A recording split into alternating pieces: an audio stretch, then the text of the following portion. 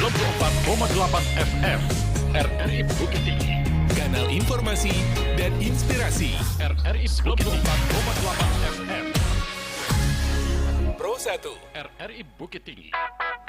Baik, pendengar, pastikan Anda masih selalu bersama Pro 1 RRI Bukit Tinggi. Pagi hari ini kami hadir dengan Ngopi Steng bersama Yudi Pramagustino. Silakan Yudi. Ya, terima kasih rekan Wati. Assalamualaikum warahmatullahi wabarakatuh. Selamat pagi pendengar Pro 1 RRI Bukit Tinggi dimanapun Anda berada, dan juga pemirsa live YouTube kami. Di kesempatan pagi hari ini hadir kembali saya Yudi Pramagustino di Ngopi Steng, ngopi pagi, situasi terkini Nagari Minang terkait pembentukan badan ad hoc. Dan di studio Pro 1 RRI Bukit Tinggi sudah hadir dua orang narasumber. Kita perkenalkan satu persatu pendengar. Yang pertama ada Koordinator Divisi Teknis Divisi Perencanaan Data dan Informasi atau Perdatin KPU Bukit Tinggi, Ibu Zulwida Rahmayeni. Kita sapa dulu pendengar. Assalamualaikum warahmatullahi wabarakatuh, Bu. Waalaikumsalam warahmatullahi wabarakatuh. Sehat ya, Bu, ya, begini. Alhamdulillah, Om Yudi. Iya, siap. Yang kedua ada dari Divisi Sosialisasi Pendidikan Pemilih, Partisipasi Masyarakat dan juga SDA KPU, Bapak Muhammad Fauzan Harza. Kita sapa dulu pendengar. Assalamualaikum warahmatullahi wabarakatuh, Pak. Waalaikumsalam warahmatullahi wabarakatuh. Selamat Sehat ya, pagi, ya? Pak Yudi. Ya. Pagi. Sehat ya begini ya? Alhamdulillah. Oke.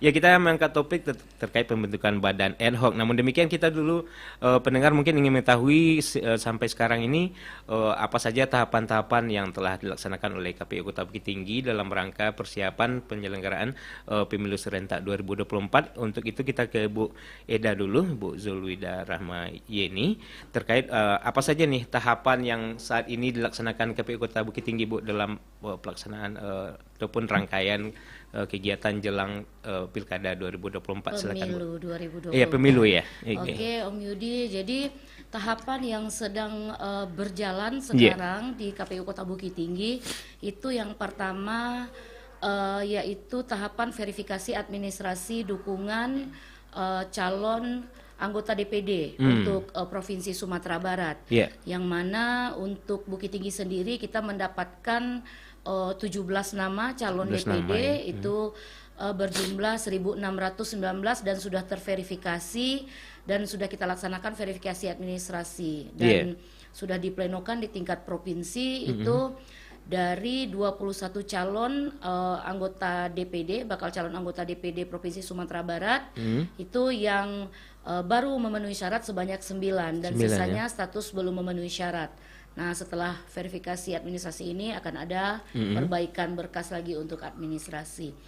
Nah, itu yang pertama. Yang kedua, tahapan adalah proses rekrutmen badan ad hoc. Yang mana yang PPK kemarin sudah kita laksanakan pelantikannya pada 6 Januari dan sekarang untuk proses rekrutmen panitia pemungutan suara di tingkat kelurahan. Dan tadi malam sudah kami keluarkan pengumuman, sudah terpilih 72 orang anggota PPS untuk Kota Bukit Tinggi yang tersebar di 24 kelurahan, 3 kecamatan. Kemudian tahapan yang ketiga yang sedang berlangsung sekarang adalah proses pemutakhiran data pemilih.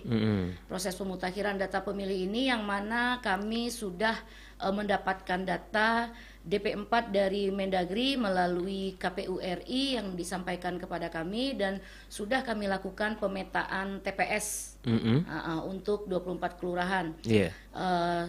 Diperkirakan TPS yang akan kita jadikan sebagai A daftar pemilih untuk jumlah TPS sementara gitu. Perkiraan data pemilih itu dalam ya. daftar pemilih yang nanti akan digunakan oleh Pantarlih dalam melakukan coklit. Itu ada 375 TPS di Kota Bukit Tinggi. 375 ya, Bu? Iya, demikian yang bisa kita informasikan sementara. Iya. Oke, Bu Eda. Ini sudah ada gambaran ya, Bu, ya. Ada 3 tahapan yang saat ini dilaksanakan oleh KPU Kota Bukit Tinggi. Dukungan anggota DPD Sumbar tadi, Bu, ya. Ada 9 yang sudah memenuhi syarat ya, Bu, ya, dari 21 calon ini ya. Iya. Dan juga rekrutmen badan ad hoc ya, sebagaimana inti pembicaraan kita pada hari ini, dan juga pemutakhiran data pemilih. Mungkin kita singgung ke Pak Fauzan ya. Oke. Terkait perekrutan badan ad hoc nih Pak. Ini bagaimana proses, mungkin bisa dijelaskan pada pendengar kita di kesempatan pagi hari ini, bagaimana KPU melakukan seleksi pemilihan badan ad hoc mulai dari PPK dan PPS yang saat ini sedang terlaksana. Silakan Pak Fauzan. Ya, terima kasih Pak Yudi ya. Kita mulai Januari kemarin sudah melakukan rekrutmen PPK dan PPS gitu ya. Pada tanggal 6 Januari kita sudah melaksanakan pelantikan untuk PPS. PPK. Untuk PPK, Iya, untuk PPK dan saat ini kita hari ini tadi malam kita sudah mengumumkan untuk yang lulus sebagai PPS terpilih. Iya. Nah, proses rekrutmen PPK dan PPS ini sama. Iya. Cuma hanya berbeda waktu gitu ya. Yang pertama adalah proses seleksi administrasi. Iya. Itu dijelaskan bahwa mulai tahun ini untuk proses seleksi itu kita menggunakan aplikasi Siakba, Sistem Informasi Anggota KPU dan Badan Ad Hoc, Siakba namanya. Yeah. Jadi semua pendaftaran apapun itu melalui Siakba sampai ke tingkat PPS. Iya. Nah, setelah peserta lulus dari proses administrasi, kita melaksanakan tes CAT. Iya, Dan CAT. ini pun baru pertama kali dilaksanakan untuk tingkat PPK dan PPS. Iya. Tentu hal ini banyak mengejutkan banyak masyarakat atau penyelenggara pemilu yang sudah pernah menjadi Iya. penyelenggara pemilu di tingkat PPK dan PPS. Karena mereka pun ini pertama kali bagi mereka untuk melaksanakan ujian yang biasanya tertulis Iya. dan sekarang berubah menjadi CAT. Langsung. Tentu ada beberapa keterkejutan, terkendala masalah teknologi, Persiapan gitu kan. Dan memang itu kesiapan seperti itu memang harus cepat gitu ya. Iya.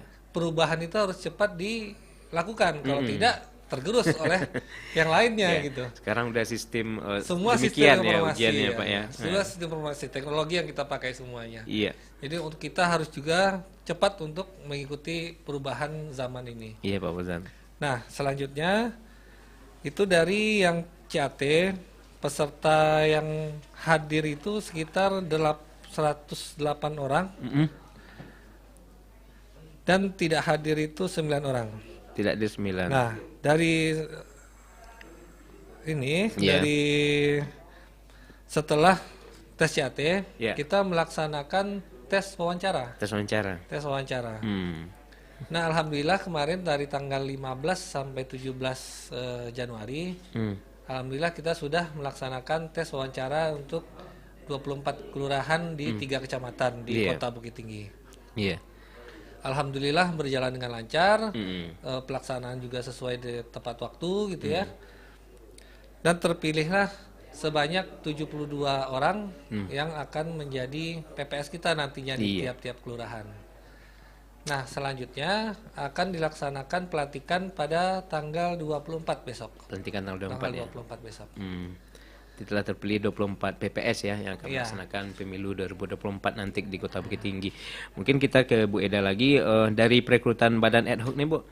Kira Ibu lihat bagaimana animo masyarakat untuk turut serta menyukseskan pemilu 2024 dilihat dari keinginan mereka ikut menjadi badan ad hoc di Kota Bukit Tinggi ini Bu. Oh, kalau kita lihat itu animo masyarakat itu sangat tinggi ya. Iya. Kalau dari data yang kita miliki untuk proses perekrutan saja itu kemarin bisa saya cek sebentar dulu. Iya.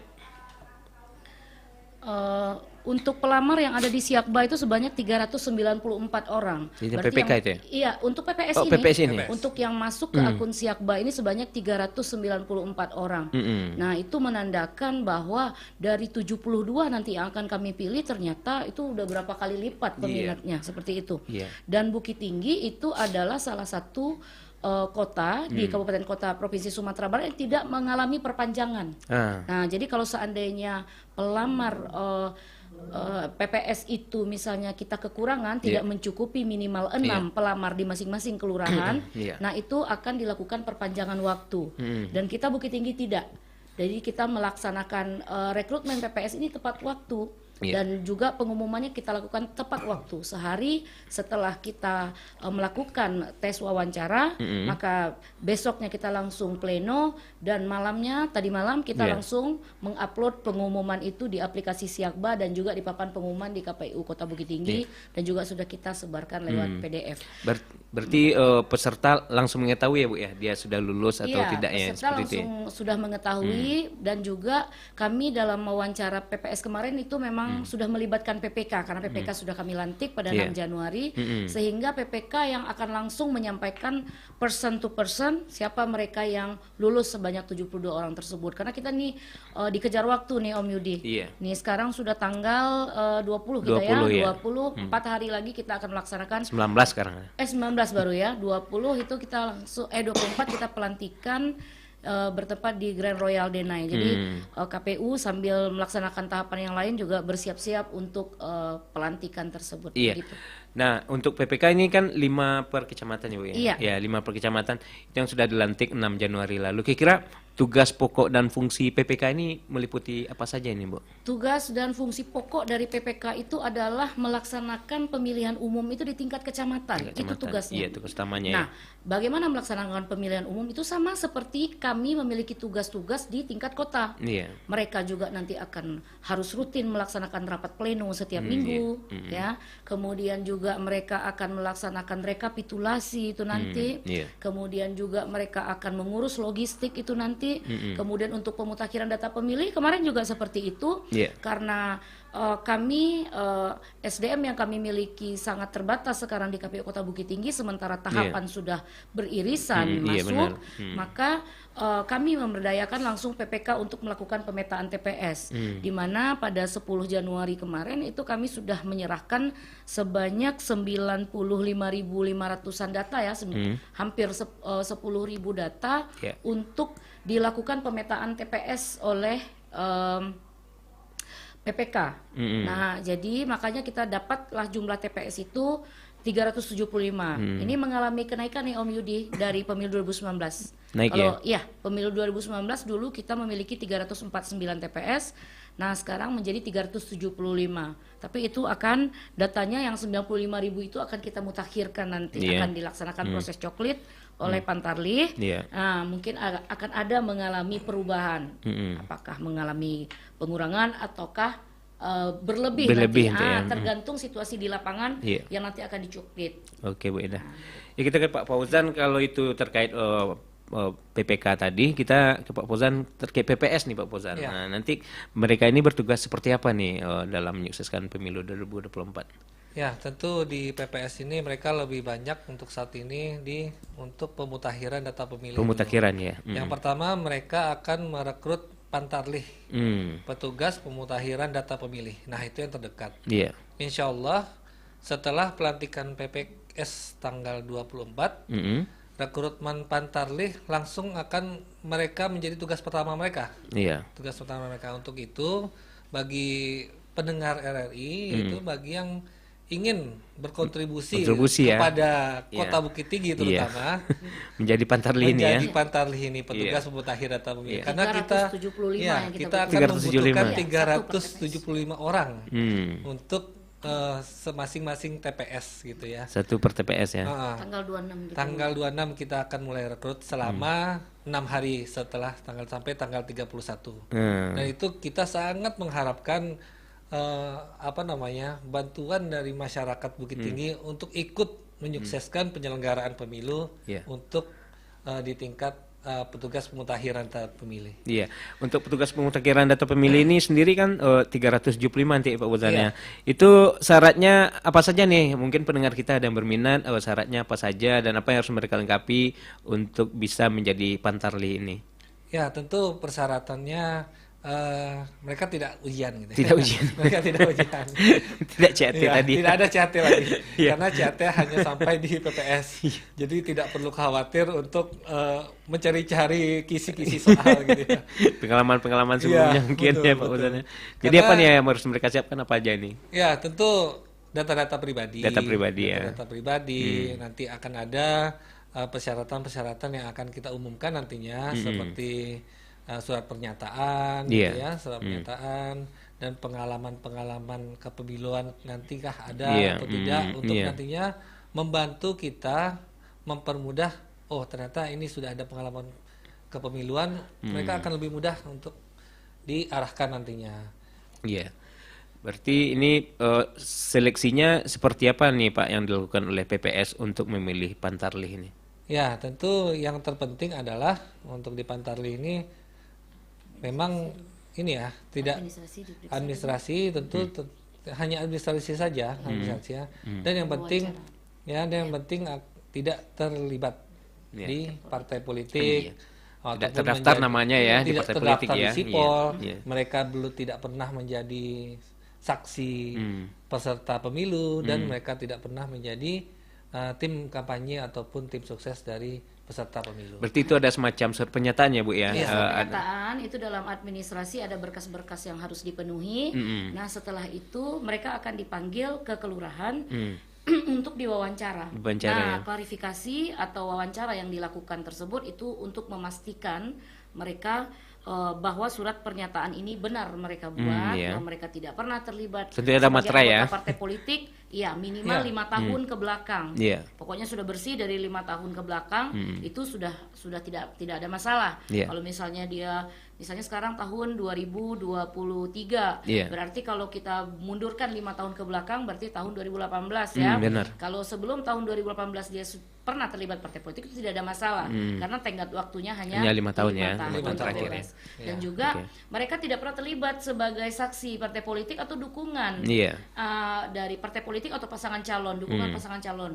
Nah, karena surat pernyataan itu bisa dibuat oleh pelamar, Iya. nah namun harus mereka pertanggungjawabkan lewat wawancara nanti yang dilakukan oleh PPS. Iya. Sebab kita juga ada kejadian yang berani menandatangani surat pernyataan Iya. bahwa mereka tidak terlibat partai politik, tapi ternyata mereka ikut partai politik. Iya. Nah, itu makanya perlu ada wawancara itu di tahap akhir Iya. proses rekrutmen badan ad hoc ini. Iya, untuk berbicara pengalaman Ibu dari pelaksanaan pemilu tahun 2019 ya. Ini bagaimana situasi untuk persiapan 2024 ini, gambarannya seperti apa nih Bu untuk Kota Bukit Tinggi gitu? Gambaran untuk Kota Bukit Tinggi untuk pemilu 2024 saya rasa tidak begitu jauh beda dengan pemilu 2019. Iya. Untuk surat suara kita tetap 5.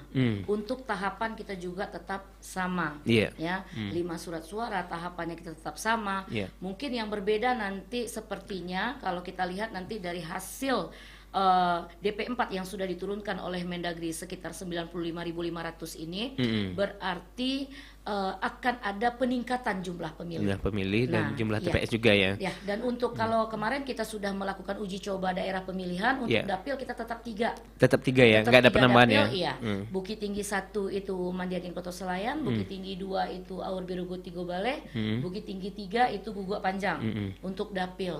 Dan kemudian untuk jumlah kursi di DPRD Kota Bukit Tinggi masih 25 tetap ya. Masih 25. Nah, karena jumlah penduduk itu belum lebih dari 200.000. Iya. Nah, jadi tidak serta-merta ya. Ada juga itu kemarin kita melakukan koordinasi sangat sering ya dengan LO partai politik dan dengan pengurus partai politik. Mereka bilang, bisa nggak Bu dinaikkan anggota legislatif ini menjadi 30 gitu ya.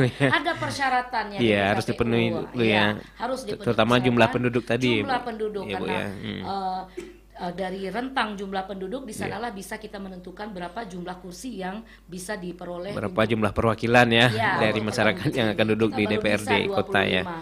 Karena Iya. terakhir jumlah penduduk kita itu hanya sebanyak 131 ribuan. Iya. Nah, Iya. berarti masih di 25 kursi, masih di 3 dapil, jumlah surat suara masih 5, mungkin data pemilih saya rasa mungkin yang akan ada perubahan dan Iya. jumlah TPS kita. Otomatis dengan jumlah TPS yang berubah akan semakin banyak petugas Pantarlih yang kita rekrut seperti Iya. yang disampaikan oleh Pak Fauzan. Iya. Ada 375 75 ya. TPS, berarti untuk KPPS-nya nanti ini Pak Yudi. Iya, KPPS-nya lagi ya. 375 nanti dikalikan dengan 7 petugas KPPS. 7 ke PPS Iya, per itu sudah satu puluhan ribu kita membutuhkan. satu itu. TPS ya. Satu TPS 7 7 orang ke PPS ya. 7 orang KPPS. KPPS. Ditambah dengan 2 linmas. Iya, 2 Nah, linmas. jadi memang kami sangat mengharapkan ya dari Iya, KPU betul Kota Bukit Tinggi ya Pak Fauzan partisipasinya. Iya. Nah, ini menyangkut juga kegiatan sosialisasi yang gencar kita lakukan, baik itu untuk menyambut pemilu Nah, iya. 2024 sebagai peserta masyarakatnya yang dalam hal ini partai politik juga pasangan calon, kemudian juga sosialisasi untuk pemilih kita juga gencar, mungkin nanti divisi SP3 MSDM bisa menjelaskan. Kemudian sosialisasi juga mengenai tahapan dan jadwal kita yang sedang berlangsung. Nah, untuk sosialisasi mungkin yang waktu dekat sosialisasinya yang dibutuhkan untuk perekrutan Pantarlis tadi ya Pak Fauzan ya. Untuk seminggu ini. Iya, ini lewat bagaimana nih agar sampai informasinya kepada masyarakat selain kita membicarakannya di RRI ini, apa kiat dari KPU agar bisa sampai ke masyarakat untuk ikut berperan serta menjadi Pantarlis gitu. Ya, tentunya kan penyebaran informasi adalah yang terpenting pada zaman sekarang ini.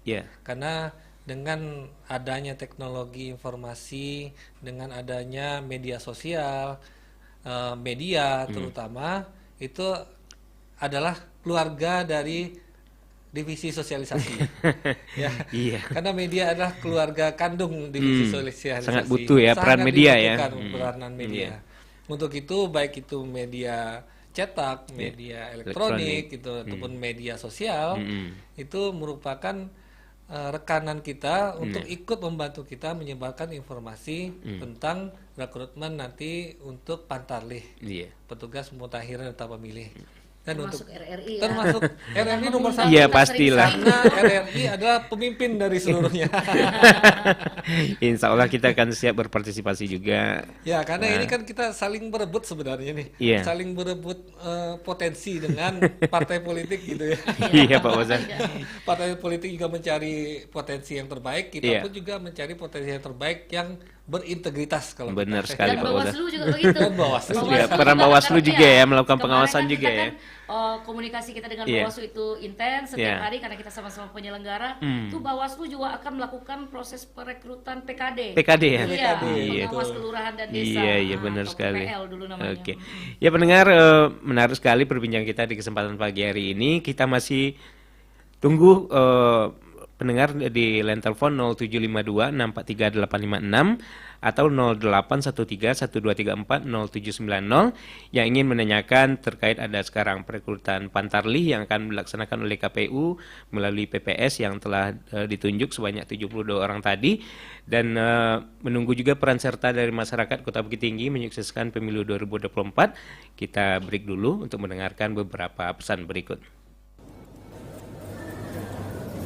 Bro, ada nggak sih perguruan tinggi negeri dengan waktu yang fleksibel? Jadi biar aku bisa kuliah sambil kerja. Aku pengen kuliah untuk jenjang karir ke depan. Ada dong, Universitas Terbuka jawabannya. Selain perguruan tinggi negeri, UT juga merupakan pelopor cyber university di Indonesia. Terdepan dalam inovasi pendidikan jarak jauh, menjangkau semua lapisan masyarakat di seluruh pelosok tanah air. Dengan biaya terjangkau dan juga fleksibel kuliahnya. Iya, terus.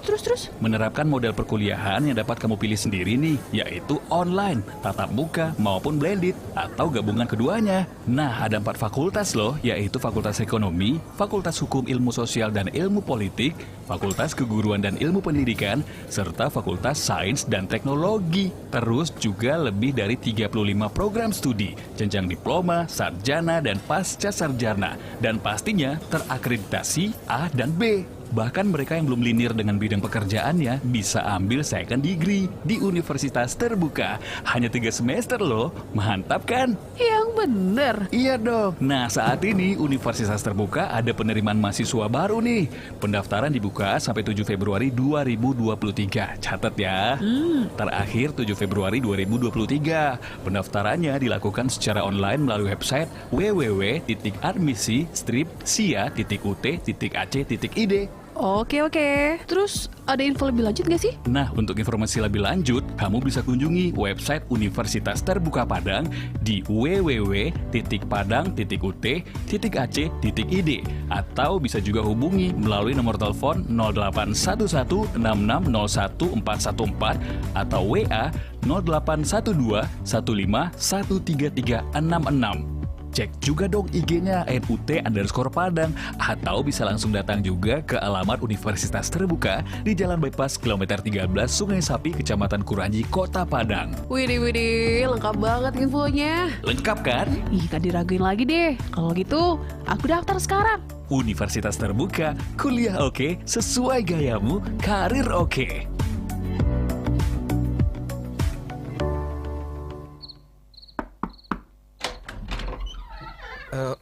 Malam Om. Ya, ada apa malam-malam kesini kamu? Anu Om, saya mau ngelamar anak Om. Oh gitu. Ya boleh. Tapi saya mau tanya terlebih dahulu sama Iya. kamu. Tuh, Iya Om. nama siapa? Nama saya. Tinggal di mana? Aslinya mana? Kerjamu apa? Aduh. Bibit, bebet, bobotnya gimana? Aduh, saya bingung Om. Kok udah aduh bingung? Kamu jawab aja bingung. Nggak jelas kamu ini. Hah? Itu kan sudah jelas bebet, bobotnya apa? Kalau gitu, saya pulang dulu Om. Loh, kok malah pulang? Woi. Nggak jelas kok nyalon. Makanya, kenali calon pemimpin Anda sebelum memilih, agar tidak salah pilih.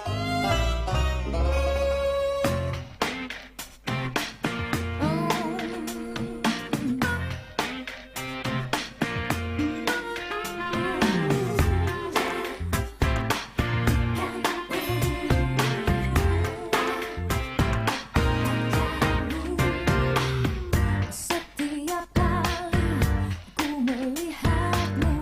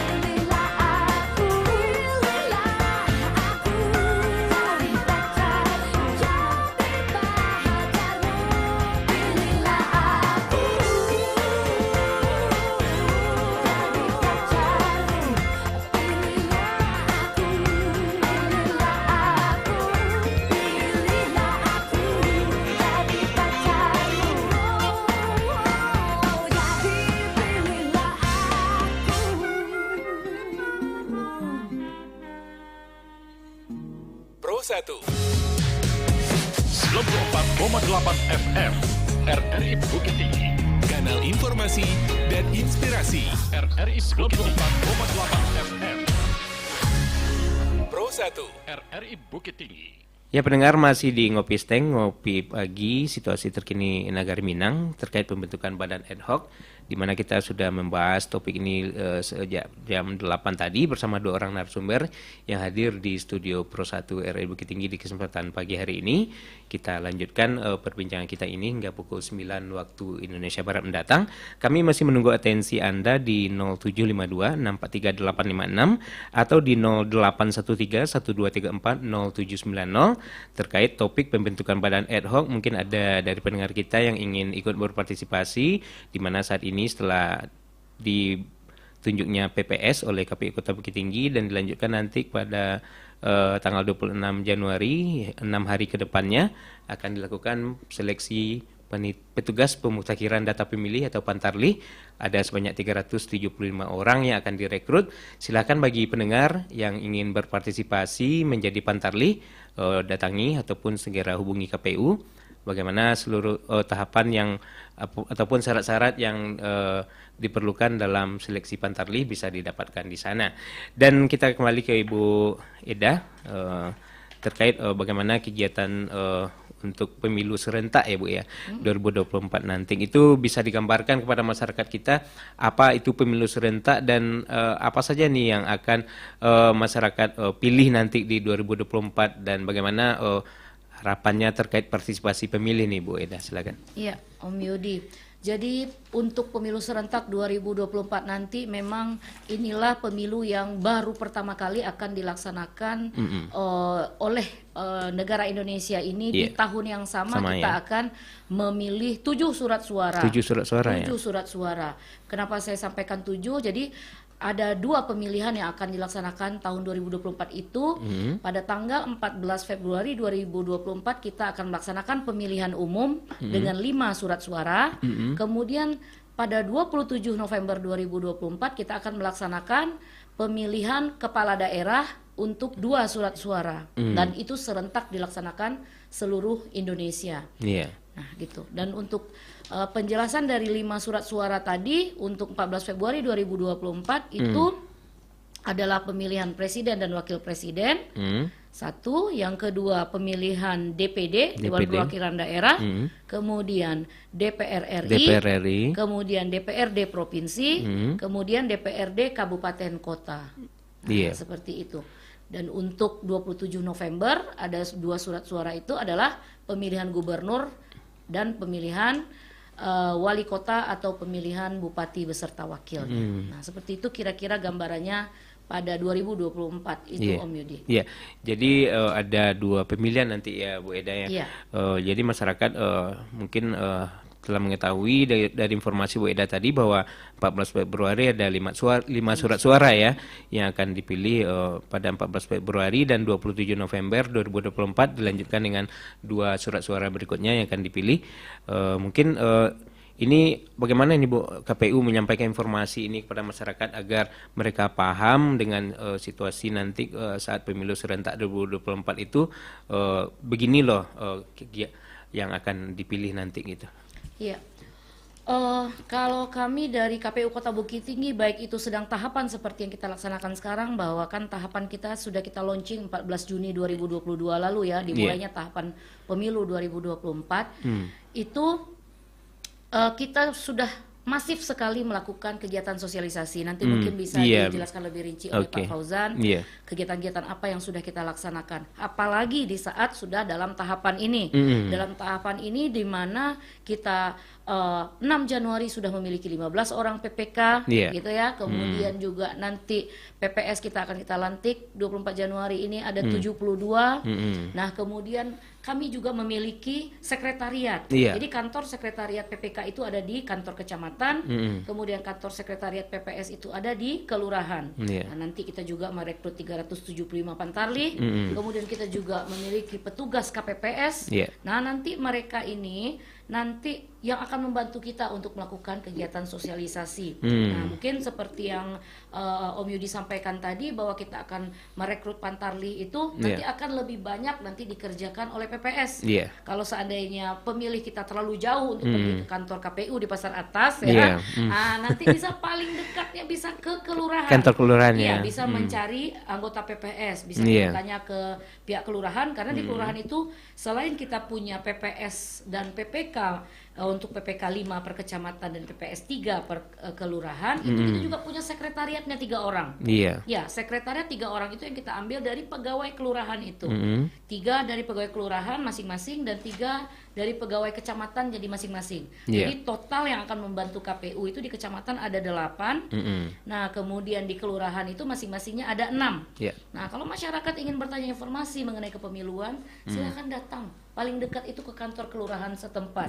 Bagaimana proses rekrutmen Pantarli nanti tanggal 26 bisa ditanyakan kepada PPS yang sudah kita lantik yang sudah tempatkan di kelurahan ya, Bu Eda ya. Ya, Bu Eda, terima kasih atas informasinya. Kita ke Pak Fauzan. Dan pentingnya sosialisasi nih Pak, pendidikan pemilih juga di sana, partisipasi masyarakat ya, dan juga SDA, sumber daya alam.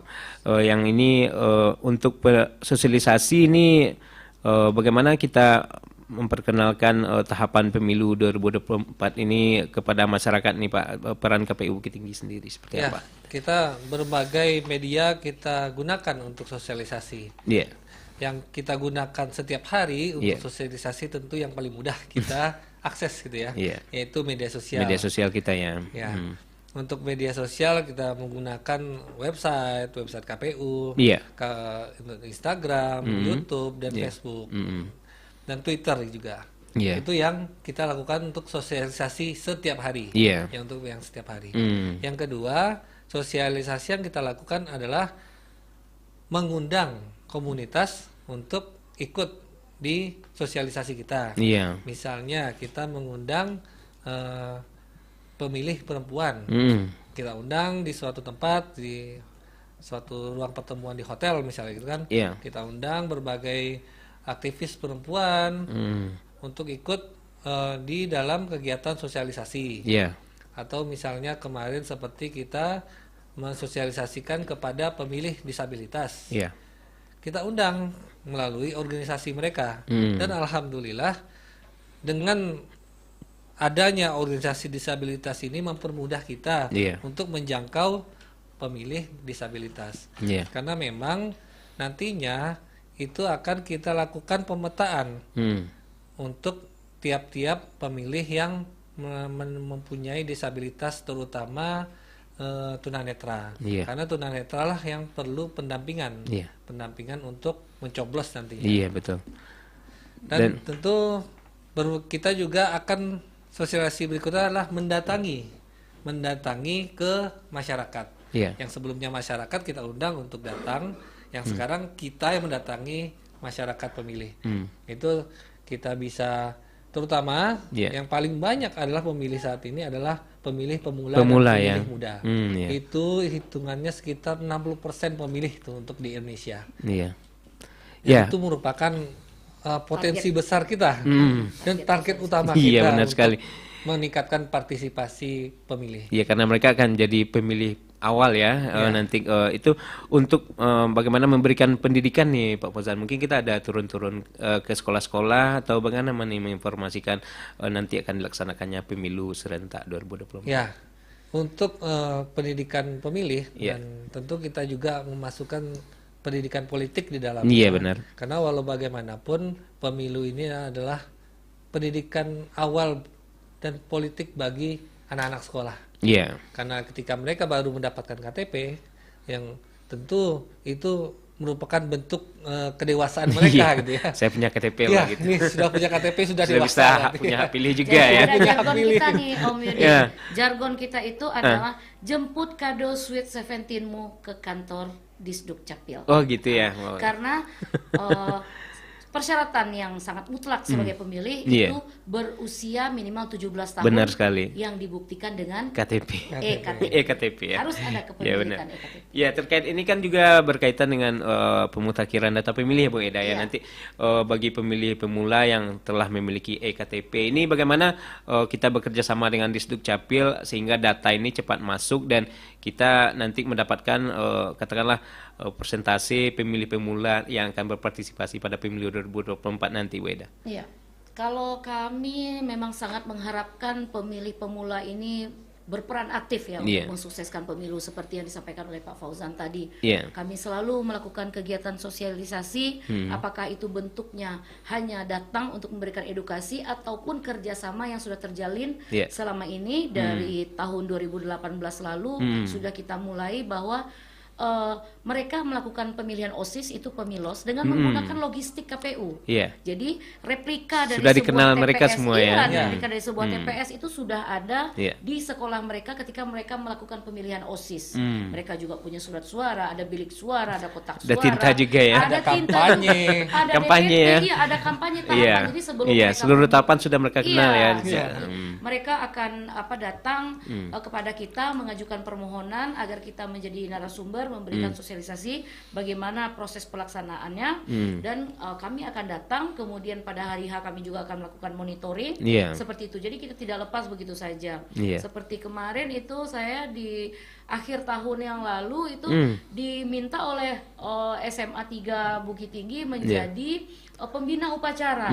Pembina upacara di mana saya bisa memberikan materi mengenai demokrasi yang juga merupakan ternyata materi mereka di sekolah. Iya. Jadi baik SMP maupun SMA kerjasama kita dalam pemilihan OSIS, SMA, SMP, SMA sederajat ya Kota Iya. Bukit Tinggi semuanya memakai logistik KPU dan kita masif sekali memberikan sosialisasi itu dalam setahun minimal 2 kali dalam pemilihan OSIS atau dengan kegiatan-kegiatan demokrasi. Iya, itu mungkin bagi peserta didik ya Bu Eda ya, yang nantinya menjadi pemilih awal pada pemilu 2024 mendatang. Bagaimana nih untuk masyarakat-masyarakat yang mungkin kesehariannya banyak di pasar atau di mana gitu, bagaimana target KPU bisa nanti pencapaian target partisipasi pemilih ini bisa meningkat gitu Bu Eda? Oke.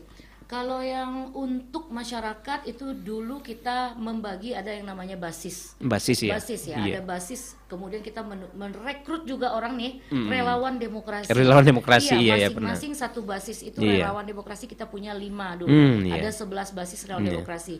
Dan ini waktu saya mengikuti kegiatan BIMTEK Siakba ini di Kendari, saat itu saya juga tetap mengusulkan kami ya, tetap Iya. mengusulkan kepada KPU RI agar relawan demokrasi untuk basis-basis ini tetap kita adakan. Iya. Misalnya contoh ya, basis itu kan kenapa kita buat itu karena untuk masyarakat yang terkhusus tadi Untuk yang menjangkau masyarakat seperti- juga iya, tujuannya masyarakat ya Bu khusus. Eda ya. Kalau sosialisasi kepada masyarakat umum di media Iya, sosial gitu tetap ada kita lakukan, namun Iya. kan ada orang-orang yang mungkin dalam keadaan tertentu Tidak memonitor media sosial tidak ya. memonitor media Iya. sosial. Seperti misalnya untuk pemilih disabilitas Iya, ada benar sekali. keterbatasan Ada mereka. keterbatasan, iya. Nah, kemudian mereka harus dengan cara khusus kita melakukan sosialisasi. Iya. Nah, nanti akan kita rekrut itu relawan demokrasinya adalah orang yang sangat paham Iya. mengenai pemilih Situ- disabilitas iya, ini. situasinya seperti apa ya Bu Eda ya. Contoh gitu ya. Nah, kemudian ada namanya pemilih keluarga. Iya. Pemilih keluarga itu target dari relawan demokrasi itu akan mendatangi keluarga-keluarga yang minim Informasi ya memiliki atau informasi dan juga memiliki media sosial, Media mungkin sosial, dia ya. tidak, alat komunikasi dia juga tidak punya. Nah, kemudian ada yang namanya yang berkebutuhan khusus. Iya. Nah, ini beda dengan disabilitas ya. Kalau yang berkebutuhan khusus itu adalah mereka yang sehari-harinya pagi sampai sore atau sampai malam berkutat dengan kegiatan. Iya. Contohnya pegawai rumah sakit, Ya, iya. perawat, dokter. Itu kan nggak sempat ya Iya. untuk melihat media sosial, Betul. membaca koran karena mereka Karena kesibukan mereka ya. sibuk sekali mereka kan, apalagi pandemi kemarin waktu pilkada seperti itu ya. Iya. Nah, itu kita pergi melakukan sosialisasi ke rumah sakit. Kita bekerja sama dengan pihak rumah sakit, kemudian mereka menyediakan tempat, Iya. maka kami akan memberikan sosialisasi kepada perawat, sosialisasi kepada dokter, bukan hanya mengenai informasi kepemiluan, tapi juga kita detail menyampaikan tata cara kita memungut pemungutan suara di TPS. Iya. Kami sampaikan bahwa Bapak Ibu perawat, Bapak Ibu dokter yang bertugas nanti pada hari H di pemilu bisa melakukan perpindahan pindah memilih di TPS terdekat di rumah sakit di mana kita berdinas. Untuk juga semua instansi juga seperti itu, Om Yudi. Iya. Kita sosialisasikan itu, jangan sampai masyarakat ini beralasan atau mereka merasa tidak bisa menggunakan hak pilihnya pada hari H hanya karena terkendala pekerjaan. Iya. Yang mana pekerjaan itu memang tidak bisa mereka tinggalkan. Nah, kemudahan itu perlu kita sampaikan, kita sosialisasikan bahwa ada TPS terdekat di mana tempat kita bekerja, kita bisa mengurus A5, perpindahan memilih. Laporkan ke KPU atau laporkan ke PPS terdekat, akan dibantu mengurus. Di mana kita mau TPS-nya. Nah, biasanya kalau orang rumah sakit itu menjelang hari H itu sebelum sebulan lah ya, sebelum menjelang hari H itu mereka sudah dapat itu jadwal piketnya sudah keluar. Nah, itu mereka akan melakukan perpindahan memilih. Nah, juga untuk yang sakit ini Om Yudi. Nah, beberapa hari sebelum hari H kita lakukan pendataan yang benar-benar akan berada di rumah sakit saat hari pemilu. Kita akan datang membawakan kotak suara. Nah, kurang apa lagi? Berarti bukannya mendirikan TPS di suatu lokasi ya Bu, tapi mendatangi langsung mendatangi langsung bagi untuk masyarakat sakit. yang memiliki hak pilih dan sedang dirawat mungkin pada saat bersangkutan. Iya, kalau yang mendirikan TPS itu bisa kita lakukan namanya TPS khusus TPS khusus, sekarang. Nah, ya, ini benar. ada juga nih yang sedikit berbeda. Sedikit berbeda dengan pemilu 2019. Sekarang kita alokasi TPS khusus ini sudah kita rencanakan dari sekarang. Nah, untuk Kota Bukit Tinggi tidak ada. Tidak ada ya? Nah, karena lapas namanya lapas kelas 2A Kota Bukit Tinggi, tapi itu sudah berada di wilayah administrasi Agam ya, benar berarti ya. KPU Agam yang mengelola, walaupun banyak sekali warga kita yang ada di sana. Tapi data dari warga kita dimanapun mereka berada, yang di lapas itu, Lapas Padang, Sawalunto, Bukit Tinggi, di Agam. Maksudnya itu, sesuai KTP masing-masing nanti Iya, ya Bu sesuai ya. KTP, karena kan bisa jadi mereka punya KTP Bukit Tinggi tapi mereka ada di Lapas Padang misalnya Lapas seperti itu. Bukit Tinggi yang di Biaro mereka ya. akan pindah memilih nanti. Syarat dari pindah memilih itu yang mutlak itu Om Yudi, mereka terdaftar di DPT dulu. Jadi mereka akan dicoklit oleh petugas Pantarli sepanjang mereka tidak kehilangan hak pilihnya setelah putusan pengadilan tentu saja. Kalau tidak ada kehilangan hak pilihnya, mereka jadi tahanan biasa, mereka tetap akan kita masukkan. Jadi secara administrasi dia tetap di alamat rumahnya, namun secara pelaksanaan pemilu pada hari H mereka tidak berada di tempat. Itulah mereka yang bisa melakukan perpindahan memilih. Iya, beda. Syaratnya terdaftar di DPT dulu, baru bisa pindah. Iya, terkait perencanaan petugas pemutakhiran data pemilih ini, Pantarli ini nanti kan cukup berat nih kerjanya di lapangan ya Bu Ida ya. Nah, ini satu lagi saya lupa bedanya. Untuk 2018 dulu masa kerja Pantarli itu 1 bulan. 1 bulan ya. Sekarang 2 bulan. 2 bulan ya. 2 bulan. Jadi apa aja nih yang akan mereka input untuk melengkapi data yang dibutuhkan oleh KPU nanti ini Bu Ida? Nah, kalau Pantarli itu yang pertama yang sedang kita siapkan saat ini adalah tentu saja itu data. Namanya A daftar pemilih. A daftar pemilih itu sudah kita susun dari 95.546 ya, pasti rincinya ya. Pemilih itu sudah tersebar di 24 kelurahan dan 375 TPS. Nanti mereka ke lapangan akan membawa yang namanya A daftar pemilih untuk dilakukan pencocokan. Jadi mereka mencacahnya bukan membawa coklit lagi data kosong gitu, tapi mereka sudah membawa ada gambaran data ada ya. Gambaran data. Jadi sesuai alamat masing-masing sudah lengkap sesuai dengan judul gitu ya. kegiatannya pencocokan penelitian. Berdasarkan dokumen yang mereka miliki, A daftar pemilih tersebut, mereka akan mencocokkan dengan data administrasi yang dimiliki oleh masyarakat. Jadi kalau Pantarli datang, Bapak Ibu warga Bukit Tinggi sediakan KTP atau KK. Nah, karena kami akan mencocokkan membuktikannya ya. Membuktikan. Sesuai KTP, kalau alamat dan segala orangnya macam. tidak ditemukan, orangnya tidak berada di alamat sesuai dengan KTP, mereka nanti akan kita tandai. Nah, mereka akan kita tandai dan tidak bisa serta-merta kita hapus saja. Kita lakukan koordinasi walaupun Pantarli itu tidak bisa melakukan coklit itu di tempat mereka berada. Nah, jadi jangan sampai masyarakat berpikir, oh saya dulu tinggalnya di kelurahan ATTS, kemudian saya sudah pindah ke kelurahan BCKR misalnya ya. Oh tolong dong coklit saya di tempat saya yang baru. Sepanjang administrasinya tidak berubah, Pantarli kita tidak boleh melakukan pekerjaan di luar wilayah kerjanya. Harus karena sana juga ada petugas Pantarli yang lain yang akan ada melakukan petugas Pantarli yang lain. Oke Bu Eda, di akhir perbincangan kita nih di kesempatan pagi hari ini Bu Eda, mungkin apa yang akan disampaikan pada pendengar kita terkait topik kita tadi pembentukan badan ad hoc, silakan Bu Eda. Ya. Untuk pembentukan badan ad hoc, pesan yang bisa kita sampaikan untuk masyarakat Kota Bukit Tinggi, mari, karena proses perekrutan SDM di Kota Bukit Tinggi belum berakhir. PPK, kalau seandainya yang belum beruntung, teman-teman kemarin sudah ada yang lulus menjadi PPS, dan PPS sekarang sudah terpilih. Kemudian bagi mereka yang belum beruntung atau yang belum pernah mencoba sekalipun, cobalah ikut Pantarlih untuk masa kerja 2 bulan.